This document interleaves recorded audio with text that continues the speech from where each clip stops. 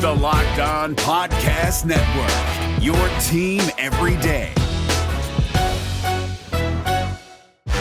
You are Locked On Buckeyes, your daily podcast on the Ohio State Buckeyes. Part of the Locked On Podcast Network, your team every day.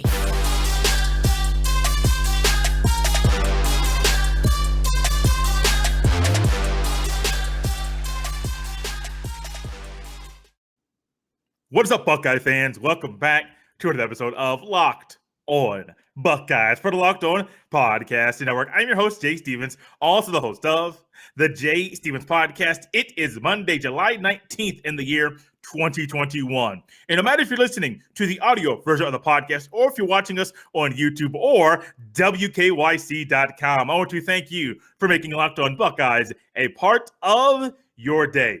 As always, you can follow me on Twitter at JStevens07. You can also follow the podcast on Twitter as well at Locked On Buckeye. Lined up for today in segment number 2, we talk about one thing that Ryan Day has to do this year during his tenure as head coach at Ohio State that he has not had to do yet. Segment number 3, Ross Jackson, host of Locked On Saints, will be with us once again to continue our Buckeye road trip around the NFL. But before we get to any of that, I want to remind you to make sure you check out the live NFL draft show because NBA draft GOAT Chad Ford, Locked On NBA draft host Rafael Barlow, and Locked On NBA draft host John Corrales will be live this year covering the NBA draft. It's Locked On NBA Draft 2021, brought to you by Built Bar. Get local expert analysis on each pick. Follow Locked On NBA on YouTube today and watch our live coverage on July 29th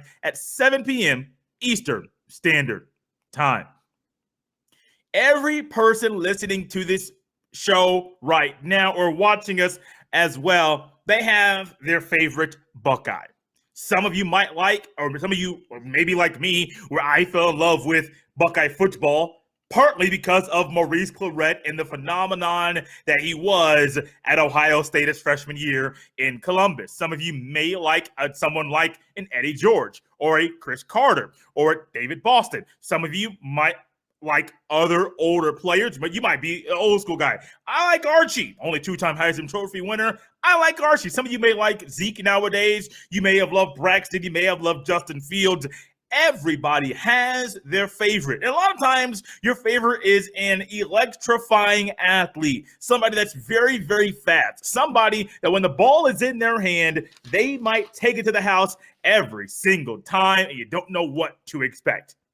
Ted Ginn Jr. is one of those individuals. He's electrifying. When the ball is in his hands, could he take it to the house and make a house call? It's very, very, well, house call defense, but could he take it to the house whenever the ball is in his hands? Absolutely. He can, and he did it numerous times.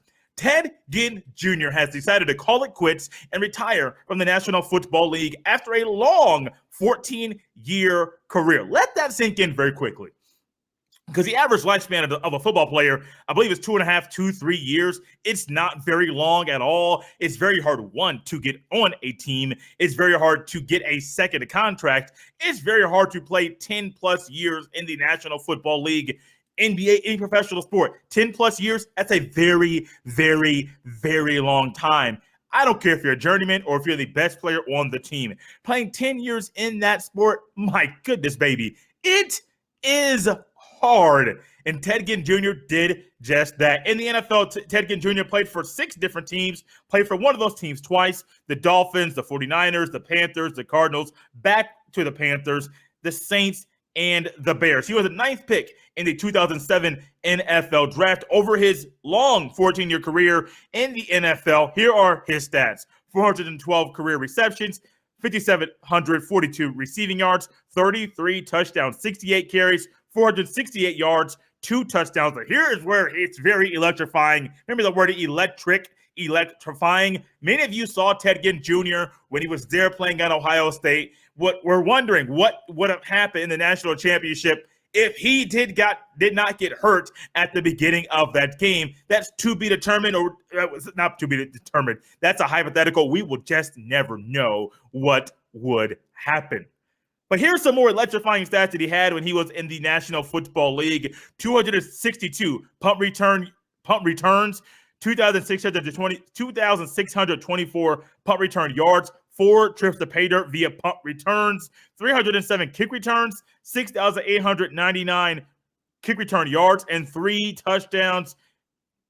And he also made over $40 million, according to Spotrac, in the NFL during his pro career. Now, Spotrac.com does a very good job of documenting and calculating and keeping track of the financials of numerous athletes. I also go there for transactions. When I say transactions, team transactions, I mean, they do a phenomenal job of keeping up with all that stuff. At Ohio State, Ted Ginn played 3 years.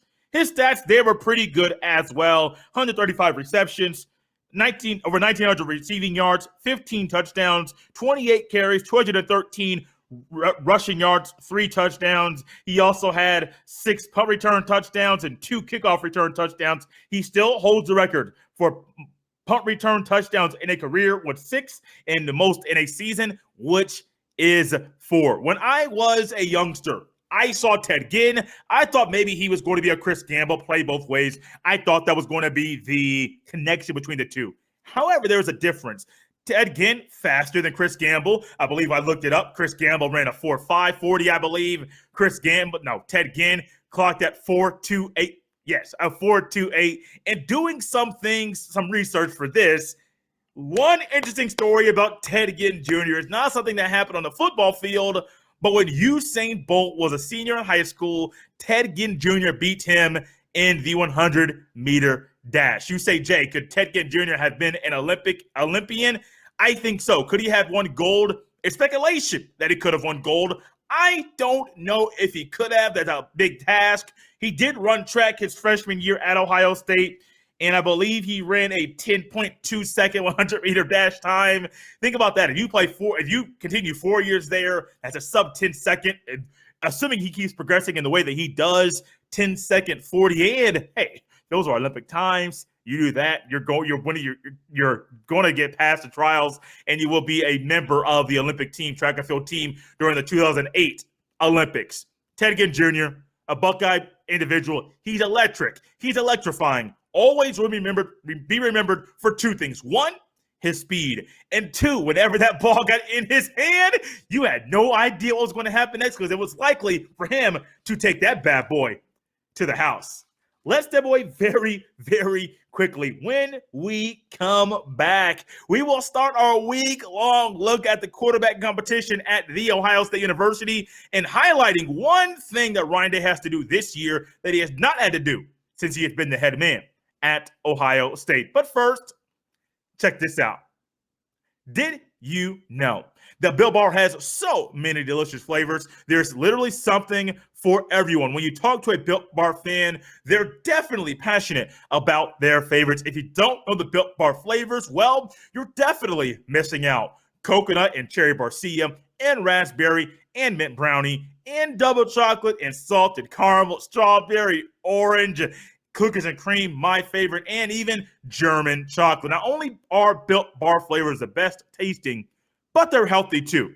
17 to 18 grams of protein, calories ranging from 130 to 180, only 4 to 5 grams of sugar, and only 4 to 5 grams of net carbs. Order today and get the grasshopper cookie or raspberry or whatever you like. Built Bar is the official protein bar of the U.S. track and field team. Go to Built.com and use a friendly promo code LOCKED15, LOCKED15, and you will get 15% off your next order. Once again, go to Built.com and use the friendly promo code LOCKED15 to get 15% off at Built.com.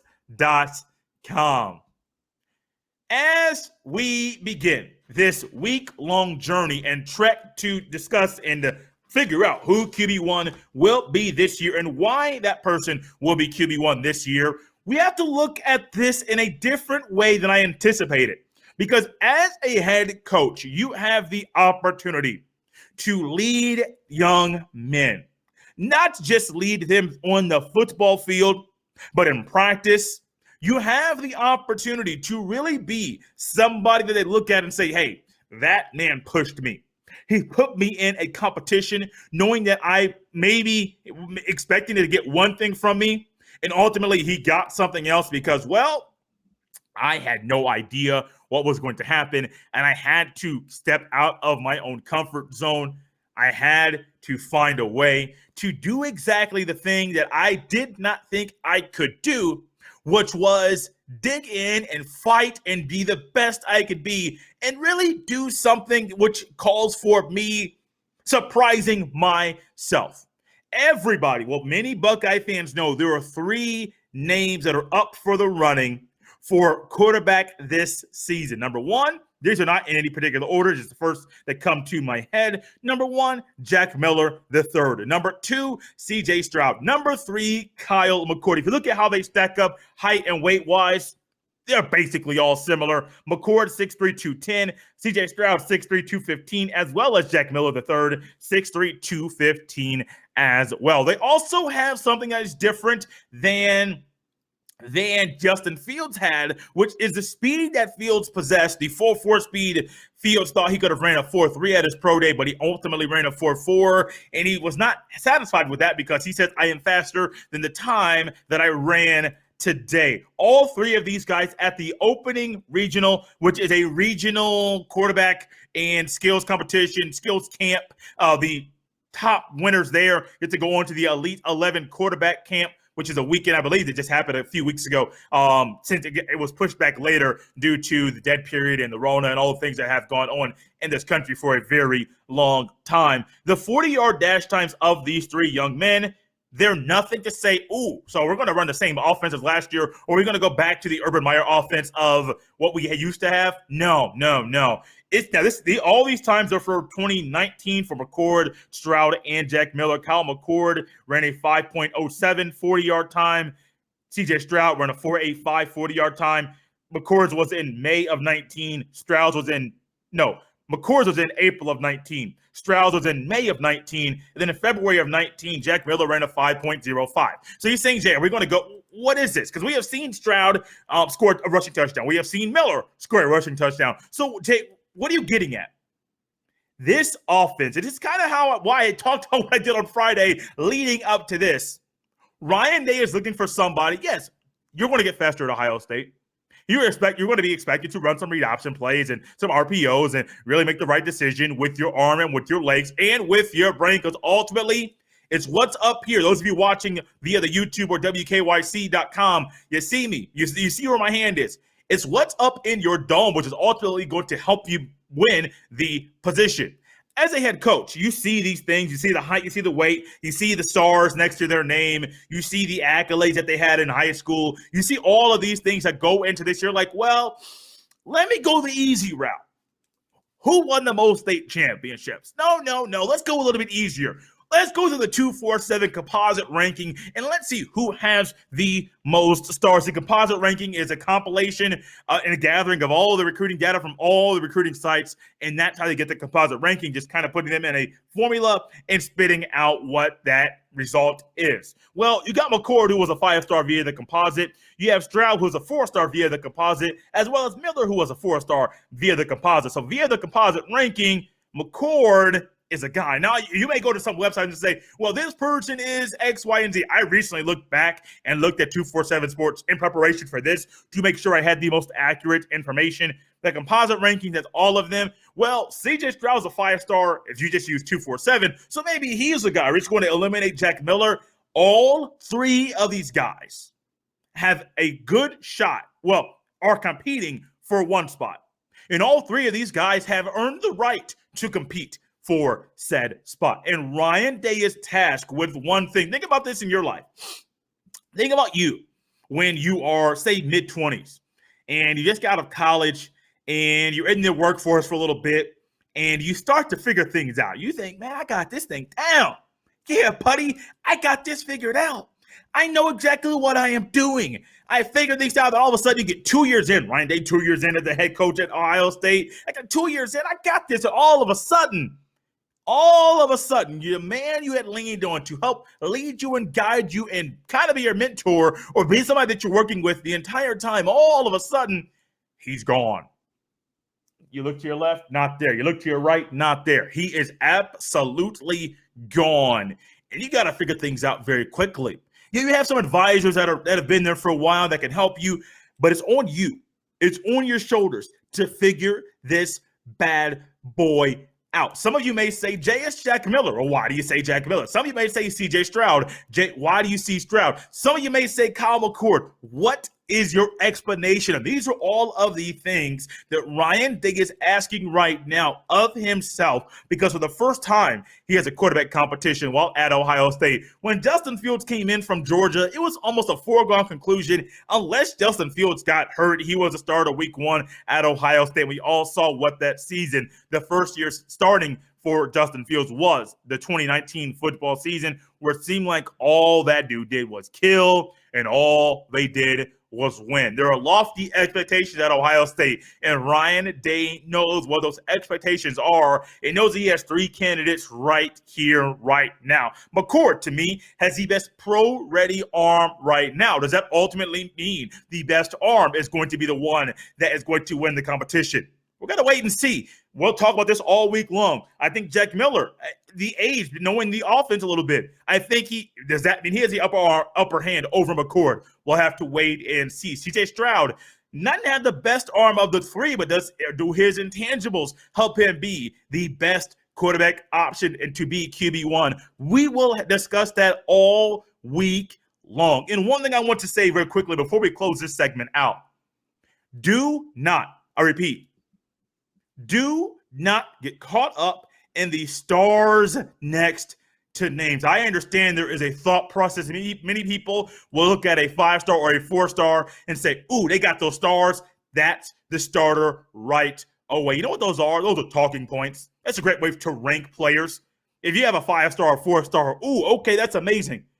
But once these guys get on the field, those stars go away. Do you want to know how I view and how I think many coaches view the quarterback competition at Ohio State and what is going to happen via the stars that are there? McCord has stars. Stroud has stars. Miller has stars. So whose stars are more important than the others? You know what I think about stars? Got a notebook right here. I'm going to tear a piece of paper out. Got some stars on the bottom. Here's what I think. This paper is all the stars. Throw it away. The stars mean absolutely nothing in this QB competition. It means nothing. Nothing at all. Stars are great for talking points. Stars are great for recruiting databases. When it comes to on the fields, the stars, 5-star, 4-stars, once you get to college, they mean absolutely nothing. Let's step away very quickly one more time. When we come back, we will welcome in Ross Jackson, the host of Locked On Saints, as we will continue our Buckeye road trip around the NFL. But first, check this out. BetOnline is the fastest and easiest way to bet on all your sports action. Baseball season is in full swing, and you can track all the action at BetOnline. Get all the latest news, odds, and info for all your sporting needs, including NBA, NHL, and all your UFC/MMA action. Before the next pitch, head over to betonline.ag on your laptop or mobile device and check out all the great sporting news, sign-up bonuses, and even contest information. Don't sit on the sidelines anymore, as this is your chance to get into the game as teams prep for their runs to the playoffs. Head to betonline.ag on your laptop or mobile device to sign up today. And when you do, make sure you use that friendly promo code LOCKEDON, LOCKEDON, and it's all one word, and receive your 50% welcome bonus on your first deposit. BetOnline, your online sports book experts.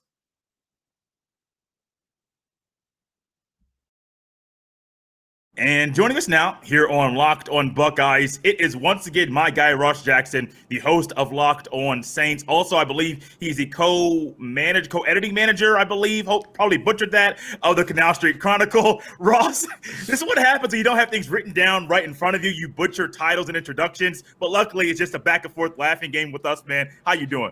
I'm good, man. Don't even worry about it. You know me, man. We're always just kind of off the cuff out here. We're bringing it off the dome. Locked On Saints, Locked On Buckeyes, equally as good freestylers as anybody else across the network. That's all I'm going to say. That's all. I appreciate that. I appreciate that. And we're going to leave that right there.